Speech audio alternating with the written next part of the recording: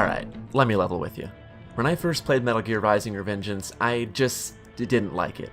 It's not that I was disappointed we didn't get the Kojima-directed Metal Gear Solid Rising that this project used to be before it was handed off to Platinum, or that it was a dumb action game with a paper-thin plot slapped onto a franchise infamous for its complex, intricate storylines full of ambitious political messages. No, I didn't need that. I didn't expect a follow-up to Guns of the Patriots. I expected a dumb action game with ninjas. I was completely satisfied with the prospect of a Metal Gear game about slicing guys in half. Hell, a game in this series with a simple narrative was refreshing even, especially after MGS4's plot was so, well, you know. Go away! I'm not done yet!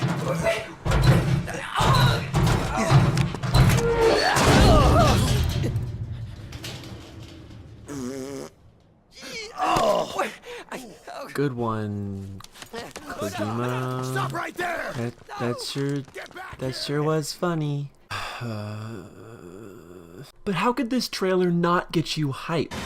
Oh my god, is that ghost spraying blood? Look at him chopping those guys like vegetables. Oh my god. It's just, it's really cool. And I did get that. The game comes right out of the gate with over-the-top shenanigans. It goes so far as to make Metal Gear Ray the very first boss battle. Yeah, remember Metal Gear Ray? The thing that Metal Gear Solid 2 spent like the entire game hyping up, that Raiden had to battle, and it was this stressful, intimidating conflict that came as the culmination of a breakdown of reality where Raiden's own traumatic past was used against him to break his own psyche? Yeah, well, have fun. Now Raiden slices through one of those things like butter, and look at this guy. He doesn't even look at it when it explodes. This is nothing for him. This is a Tuesday. He's just slicing that bitch up. I mean, really, you could not get cooler than this. But spectacle can only take you so far, and I just didn't think the gameplay was that fun. It felt too simplistic.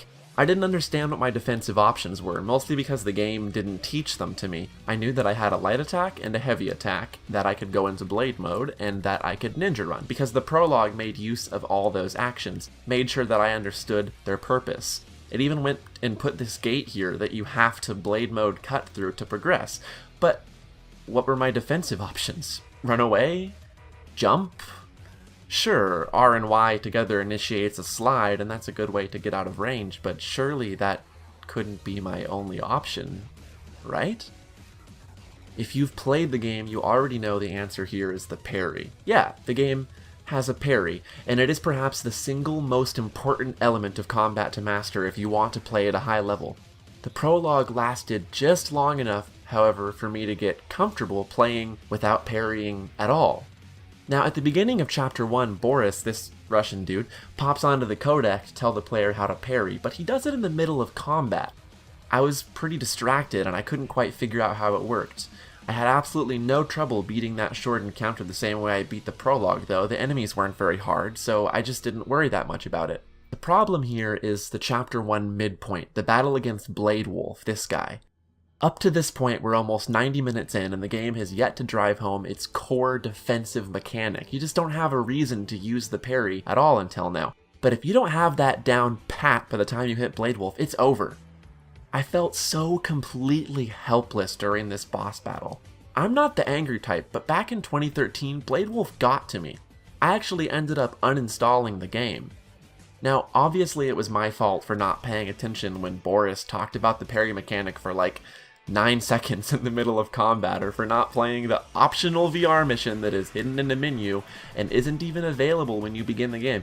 Oh, also, my fault for not knowing that RB was used to lock on. Thanks for telling me that, game. And also that there's a dodge mechanic that you have to unlock, and you don't even know that you can unlock stuff at this point in the game. Yeah, you get the joke. The game doesn't explain itself very well. Well, it took 5 years, but I finally reinstalled. I downloaded Revengeance again because it was sitting there unfinished in my Steam library and there wasn't any new games out that I'd dropped cash on. I figured I'd give it a second try. And let me tell you, oh my god, I had such a great time. I couldn't get enough of Rising. Back to the Blade Wolf fight, right? Played the prologue again, the first chapter again, all that jazz. I hit Blade Wolf, and the frustration I felt years ago came back to me. It felt insurmountable.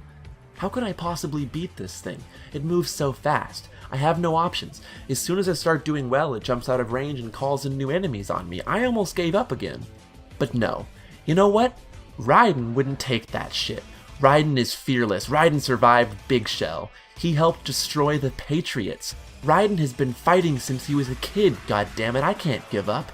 I tried again and again. I learned how to parry. I couldn't land it consistently at first. I would do a little better each time, take off just a little bit more health, but Blade Wolf would still overwhelm me. But finally, after retry after retry after retry, the parry system finally clicked. I started reacting to Wolf's moves effectively. I turned the tables. He couldn't hit me. Pretty soon I was tearing into him at every opening. Now, when he jumped out of range, it didn't feel like a cheap escape tactic. It felt like a retreat. Blade Wolf was running away from me. I got his health down to 30%, and if you've played the game, you know what happens here. The lyrics kick in.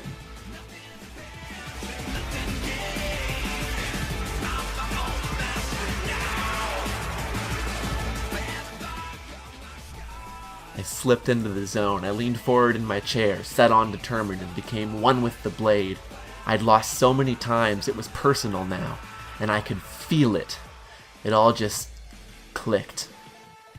The entire game relies on that feeling of flow. Once I'd felt it once, I had to keep going. And then, Metal Gear Rising Revengeance's appeal became clear to me.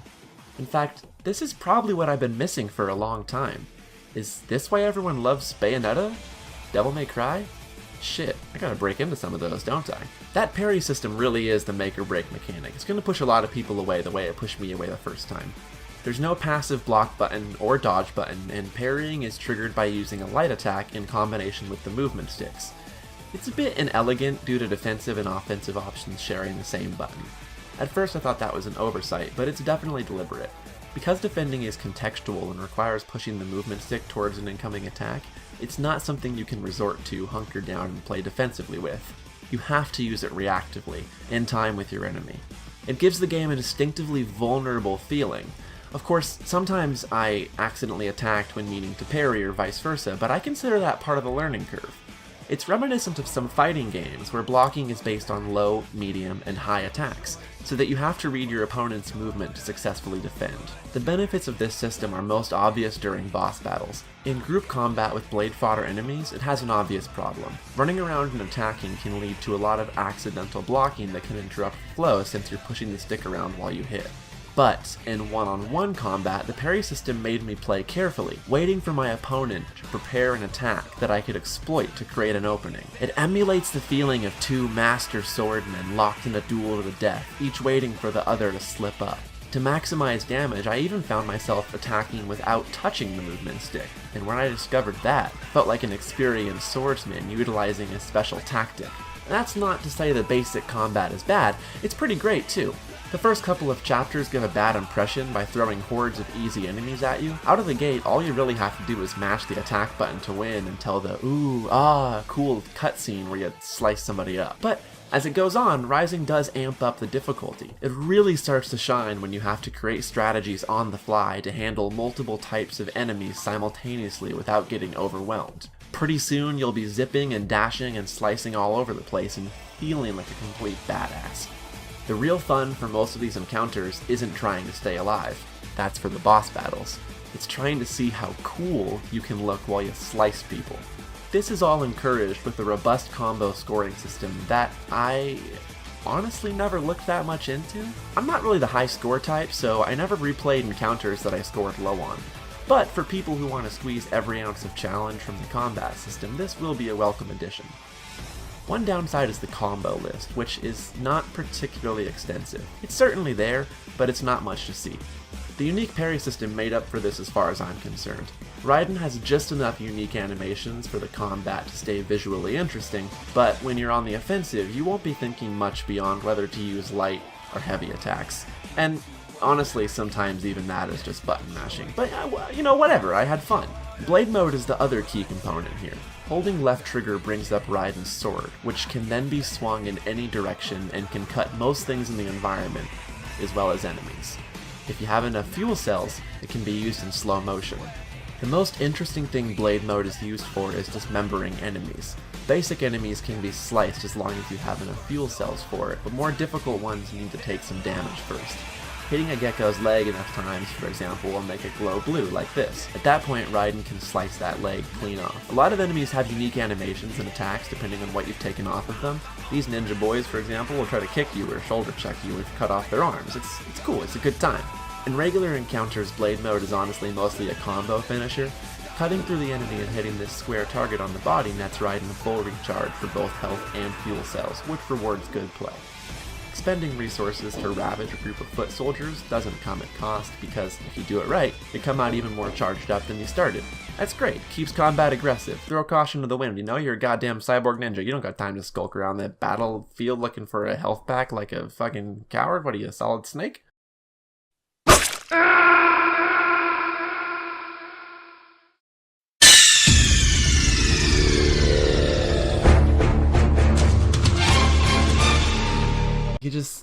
You know I had to do one of those. At least one.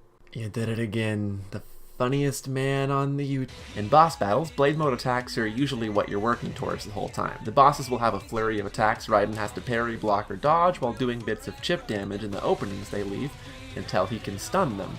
At which point he goes into blade mode and just chops them up. It's pretty cool. The dismemberment mechanics make for some really fascinating boss fights. Cutting off different parts of the boss can change their attack patterns and also lead to natural phase changes. It's a great way to make use of the multi-phase boss trope while keeping the player involved. The goal of this combat system, as stated by the devs, was to make Raiden's actions in MGS4 playable. It does a pretty good job of that. Looking back to the battle between Vamp and Raiden in that game, you can definitely see the inspiration for Rising's animations and movement.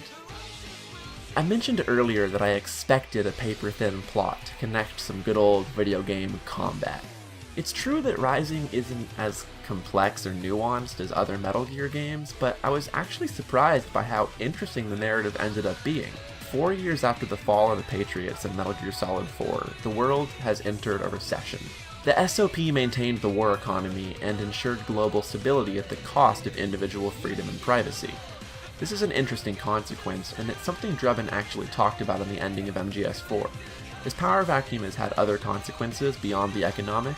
It's also led to private military companies, or PMCs, splitting into a bunch of different factions, and the privatization of many national militaries and police forces. Raiden has joined up with a security consultant firm called Maverick, and has been assigned to protect the Prime Minister of an unnamed African country. A hostile PMC known as Desperado attacks the Prime Minister's convoy, and eventually kills him. Their stated motivation is to destabilize the nation in order to kickstart conflict, reigniting the war economy so they can reap the financial benefits. Raiden is also incapacitated during this attack, and Maverick's cybernetics researcher Wilhelm Dr. Voigt brings Raiden back to health and gives him a shiny new body. Raiden jumps back in the fight, determined to put a stop to Desperado and eventually his rival, this guy, Jetstream Sam. I know, coolest name ever. There's some immediate intrigue here, and it doesn't have much to do with the world itself, but with Raiden, which is great because this whole game is really a one-man show. MGS4, if you remember, ended with Raiden giving up on war. He wanted to go become a domestic man, live peacefully among Rose and his son. But we know from MGS4 that that approach already failed once. His PTSD led Rose to leave him and got in the way of their relationship. Isn't it a little unrealistic to expect that the second try would work smoothly, no problem? When Rising begins with Raiden away from his family, back on the battlefield as a soldier again, it doesn't feel like a betrayal of MGS4's happy ending for me. It's a pretty honest continuation. Of course his PTSD wouldn't just disappear overnight by sheer force of will. He wasn't naturally able to slip back into domestic life after being a soldier literally since childhood. Revengeance, then, is the story of Raiden coming to terms with the violence inside him and trying to use it for good, not to subdue it and let him eat at him. Boom, bang, bing. Good, quick, simple setup. In my opinion, this is a wonderful approach. It's really easy to understand, but fans will pick up on some details that expand on the MGS lore. The sudden removal of the Patriots from the global equation has created a power scramble and crippled lots of economies, as well as bringing about the advent of a cyborg age due to the fact that nanomachines have been made less viable after Sonny's actions. The Patriots controlled everything from the economy to national elections. Of course, the destruction of the SOP would lead to power-hungry politicians looking to close the gap. No one is there anymore to hold the fringe opinions down and enforce the status quo anymore, right? The game does lean into that thematically too. Raiden vows to protect the weak, the villains argue the weak don't deserve protection, might makes right, all that jazz, and one of the boss fight themes is literally called Rules of Nature. I won't go into spoilers, but some of the dialogue has some interesting things to say about warfare, nationalism, and the war economy. It's not nearly as nuanced as the proper Metal Gear Solid games or anywhere close to as detailed, but I was surprised to find it to be less than completely vapid in a game where I'm running around doing this.